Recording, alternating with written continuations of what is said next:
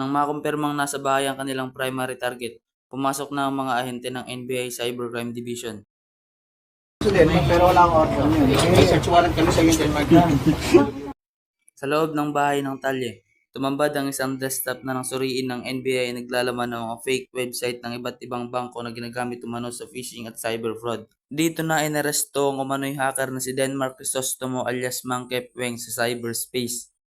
Ang suspect daw ang isa sa mga pinagmumulan ng fake back emails at gumagawa ng scam page o fake website na kamukhang kamukha ng mga original na website ng These bangko. are fraudulent bank website that try to deceive the people na mag-divulge ng kanilang credentials.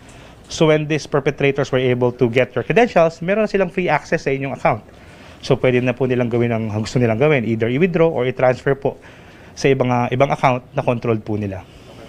Ganito nga kalaki itong high-end desktop na nakumpiska ng NBI sa kanilang naging operasyon sa Caloocan City.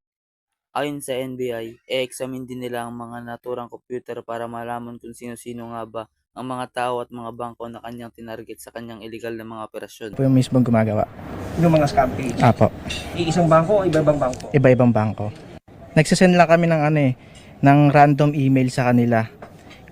Kung i-click nila at maglalagay sila ng username password, doon na namin makukuha.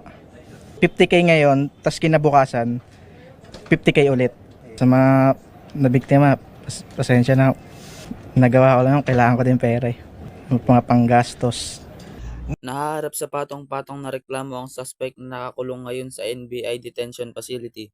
Sisikapin nating malaman ang iba pang mga naging biktima ng grupong ito para ma-assess natin sa pagsasampa ng reklamo laban sa mga suspect.